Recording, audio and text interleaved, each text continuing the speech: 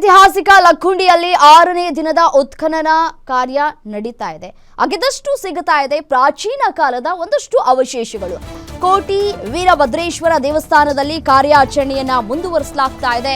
35 ಕಾರ್ಮಿಕರಿಂದ ನಡೀತಾ ಇರುವಂತಹ ಉತ್ಖನನ ಕಾರ್ಯ. ಉತ್ಖನನದ ವೇಳೆ ಬಂಡೆ ಹಾಗೂ ಮೂಳೆಗಳು ಕೂಡ ಪತ್ತೆಯಾಗಿದೆ. ಪತ್ತೆಯಾದಂತಹ ಮೂಳೆಗಳನ್ನ FSLಗೆ ಈಗಾಗಲೇ ರವಾನೆ ಕೂಡ ಮಾಡಲಾಗ್ತಾ ಇದೆ. ಬೆಳಗ್ಗೆ 8ರಿಂದ ಸಂಜೆ 5 ಗಂಟೆಯವರೆಗೆ ಉತ್ಖನನ ಕಾರ್ಯ ನಡೀತಾ ಇದೆ.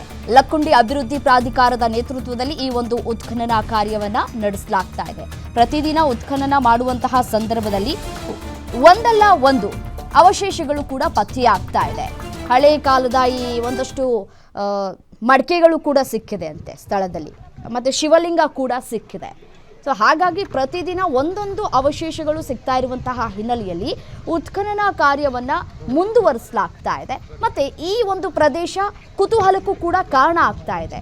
ಪ್ರಾಚೀನ ಕಾಲದಲ್ಲಿ ಬಳಕೆ ಮಾಡ್ಕೊಳ್ತಾ ಇದ್ದಂತಹ ಒಂದಷ್ಟು ವಸ್ತುಗಳು ಕೂಡ ಪತ್ತೆಯಾಗಿದೆ. ಈಗ ಮನುಷ್ಯನ ಮೂಳೆ ಸಿಕ್ಕಿದೆ ಅನ್ನುವಂತಹ ಮಾಹಿತಿ ಸಿಗ್ತಾ ಇದೆ. ಬಟ್ ಆದರೆ ತನಿಖೆ ಆಗಬೇಕು, ಅದು ಯಾರ್ದು ಮೂಳೆ ಅಂತ ಹೇಳಿ, ಮನುಷ್ಯನ ಮೂಳೆನ ಅಥವಾ ಪ್ರಾಣಿಗಳದ್ದ ಹೇಗೆ ಅಂತ ಹೇಳಿ ತನಿಖೆ ಆಗಬೇಕು. ಸಿಕ್ಕಿರುವಂತಹ ಮೂಳೆಗಳನ್ನು ಸದ್ಯಕ್ಕೆ FSLಗೆ ರವಾನೆ ಮಾಡಲಾಗಿದೆ. FSL ವರದಿ ಬಂದ ಬಳಿಕ ಯಾರದ್ದು ಏನು ಕತೆ ಅನ್ನೋದು ತಿಳಿದು ಬರುತ್ತೆ.